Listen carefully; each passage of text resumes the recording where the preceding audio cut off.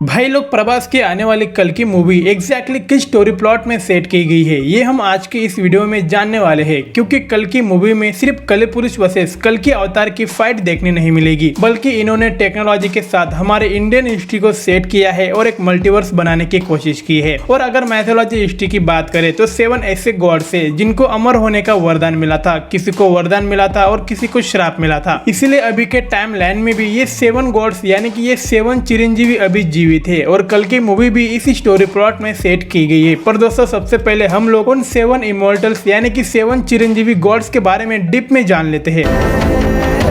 एक नंबर पे हनुमान जी। दोस्तों, जब भगवान श्री राम जी अयोध्या छोड़कर वैकुंठ जा रहे थे तब हनुमान जी ने पृथ्वी पर रुकने की बात की थी। तब श्री राम जी ने हनुमान जी को पृथ्वी पर सदा अमर रहने का वरदान दिया था और अश्वत्थामा की तरह हनुमान जी भी पृथ्वी पर मौजूद है। 2 नंबर पे है महाबली। दोस्तों, महाबली एक राजा थे, पर एक बैटल के दौरान उनकी मृत्यु हो गई थी, पर उनके पास अमृत था तो उनकी प्रजा ने उन्हें अमृत पिला दिया था, फिर महाबली भी अमर हो गए थे। 3 नंबर पे है कृपाचार्य। दोस्तों, कृपाचार्य काफी बड़े तपस्वी थे, इसलिए उनको अमर रहने का वरदान मिला था। और दोस्तों, ऐसा भी कहा जाता है कि कृपाचार्य महाभारत में कौरवों के गुरु भी थे और कृपाचार्य एक निष्पक्ष भी थे, इसलिए उनके अच्छे कर्म की वजह से उनको अमर रहने का वरदान मिला था। 4 नंबर पे है लॉर्ड परशुराम। भगवान परशुराम भगवान विष्णु के छठे अवतार थे और भगवान परशुराम विष्णु जी के एक लौते ऐसे अवतार थे जिन्हें अमरता का वरदान पहले ही प्राप्त था। और कलयुग के अंत में जब कल की अवतार लेंगे तब उनके गुरु के रूप में परशुराम भी प्रकट होंगे। 5 नंबर पे है विभीषण। दोस्तों, विभीषण रावण के छोटे भाई थे और रावण के अहंकार और धर्म विरुद्ध काम करने की वजह से विभीषण भगवान श्री राम जी के शरण में चले गए थे और रावण का वध करने में भी उन्होंने मदद की थी। और रावण के वध करने के दौरान विभीषण ने धर्म का पालन काफी अच्छे से किया था, इसलिए प्रभु श्री राम जी ने विभीषण को अमर रहने का वरदान दिया था। 6 नंबर पे अश्वत्थामा। दरअसल महाभारत के युद्ध में पांडवों को मारने के लिए अश्वत्थामा ने जिस ब्रह्मास्त्र का इस्तेमाल किया था उसे अश्वत्थामा वापस नहीं ला सका, इसलिए श्री कृष्ण जी ने अश्वत्थामा को श्राप दिया था कि कलयुग के अंत तक तू जिंदा रहेगा और तेरी उम्र भी बढ़ती रहेगी और तेरा शरीर भी सड़ता रहेगा और तेरे शरीर से गंदी बदबू आती रहेगी। इसलिए अश्वत्थामा अभी के टाइम लाइन में भी गुफा में छुपा हुआ है। और दोस्तों, आपने कल्कि के ग्लिम्स में भी देखा होगा, अश्वत्थामा ने अपने पूरे शरीर पर कपड़ा लपेटा हुआ है ताकि शरीर की बदबू और उम्र का पता न चले। 7 नंबर पे है महर्षि वेदव्यास। दोस्तों, वेदव्यास जी ने महाभारत की रचना की थी, यानी कि महाभारत लिखी थी और महाभारत लिखते टाइम उन्होंने अपनी शक्ति से कई सारे कैरेक्टर को अमर बनाया था और खुद भी अमर हो गए थे। और दोस्तों, वेदव्यास जी को लोगों की भलाई करना पसंद था, इसलिए उन्होंने लोगों की भलाई करने के लिए पृथ्वी पर रुकने का निर्णय लिया था। तो दोस्तों, ये तो हो गए 7 इमॉर्टल्स गॉड्स यानी कि 7 चिरंजीवी गॉड्स, पर जिसकी वजह से ये सब अमर है उसके बारे में जानना भी इम्पोर्टेंट है। और दोस्तों, मैं बात कर रहा हूँ कली पुरुष की। तो दोस्तों, बात उस टाइम की है जब समुद्र मंथन चल रहा था और मंथन के टाइम उस पर्वत में से विष निकलता है, तब विष की कुछ बूंदे समुद्र में गिर गई थी, जिसकी वजह से कली पुरुष का जन्म हुआ था। पर फैक्ट ये है कि कली पुरुष को कोई भी शरीर नहीं मिला था, क्योंकि उस टाइम हर तरफ सिर्फ अच्छे धर्म स्थापित थे, इसलिए उसको एक सॉलिड बॉडी नहीं मिल पाई थी। फिर बाद में उस पर्वत में से अमृत भी निकलता है, तो अमृत की कुछ बूंदे फिर से कली पुरुष पर गिर जाती है, जिसकी वजह से कली पुरुष काफी ताकतवर बन जाता है और अमर भी हो जाता है। पर दोस्तों, फिर भी उसको कोई भी शरीर नहीं मिला था, क्योंकि उस टाइम अच्छे धर्म स्थापित थे। पर दोस्तों, जैसे जैसे अधर्म बढ़ते जाएंगे कली पुरुष को भी पावर मिलती रहेगी और जब कलियुग अपने अंतिम चरण पे होगा तब कली पुरुष को प्रॉपर शरीर मिल जाएगा। और भाई लोग, कली का वध करने के लिए भगवान विष्णु का 10वां अवतार यानी कि कल्कि जन्म लेंगे और उन 7 चिरंजीवी भगवान को कल्कि खोजेंगे ताकि अपने टीम में शामिल कर सके और कली से एक महायुद्ध कर सके। और भाई लोग, उसी कल्कि अवतार के कैरेक्टर को प्रभास प्ले करने वाले हैं। और दोस्तों, अगर आपने असुर वेब सीरीज देखी होगी तो आप इजीली कल्कि 2898 मूवी को समझ जाओगे। दोस्तों, अब कुछ थ्योरीज और हिडन डिटेल्स के बारे में जान लेते हैं जो मुझे कल्कि 2898 के ग्लिम्स में दिखी थी। जो मैंने बताया हुआ माइथोलॉजी कनेक्शन सच में पॉसिबल है, ऐसा इन डिटेल्स में प्रूफ भी होता है। नंबर 1 दोस्तों, पहली डिटेल इस सीन में है। यहाँ पर हमें अश्वत्थामा इस गुफा में छुपा हुआ दिखाई देता है, फिर एक रोबोट यहाँ पर आता है। तो दोस्तों, यहाँ पर एक थ्योरी ऐसी है, जैसे अश्वत्थामा को श्राप मिला था कि कलयुग के अंत तक उसे जिंदा रहना होगा और उसका शरीर सड़ता रहेगा, इसलिए अश्वत्थामा टाइम मशीन की मदद से अश्वत्थामा फ्यूचर में जाएगा ताकि अश्वत्थामा को कलयुग के अंत तक जिंदा रहना ना पड़े। इसलिए अश्वत्थामा पहले टाइम ट्रैवल मशीन बनाता है और टाइम ट्रैवल करके करके 2898 के टाइमलाइन में जाता है और भाई लोग कली को पता चल जाता है कि भूतकाल में से कोई तो फ्यूचर में आया है और ये रोबोट उस टाइम ट्रैवल को खोजने आया होगा। दूसरी डिटेल ये है कि कल्कि मूवी की टाइमलाइन 2898 AD ही क्यों है, दूसरी टाइमलाइन क्यों नहीं, जैसे कि 2900 AD, 2890 AD, ठीक ऐसी कोई भी टाइमलाइन को मेकर्स ने क्यों नहीं चुना। तो दोस्तों इसके पीछे काफी गहरा राज है। दरअसल 2898 AD ये वो साल होगा जब कलयुग अपने अंतिम चरण पे होगा, क्योंकि कलयुग पूरे 4,32,000 साल का होने वाला है और 5 साल कलयुग के पहले ही बीत चुके हैं और 2898 AD ये वो साल होगा जब कलयुग पूरा हो जाएगा और इसलिए मेकर्स ने 2898 AD को ही चुना। दोस्तों एक टाइम के लिए मैं सोचता हूँ कि अगर हम इंडियंस के पास हमारा खुद का मैथोलॉजी वर्स है तो मेकर्स इतने साल से क्या कर रहे थे, फालतू में लव स्टोरी बना रहे थे। भाई कल्कि की इतनी बड़ी कहानी देखे, मुझे नहीं लगता कि कल्कि 2898 मूवी सिर्फ एक पार्ट में खत्म होगी, ये डेफिनेटली मल्टीपल पार्ट्स में बनेगी। और दोस्तों इसके ऊपर मैं दूसरा वीडियो भी बना सकता हूँ कि कल्कि मूवी कितने पार्ट्स में आएगी, तो प्लीज कमेंट्स कर देना। तो दोस्तों मिलते हैं फिर से नए वीडियो में,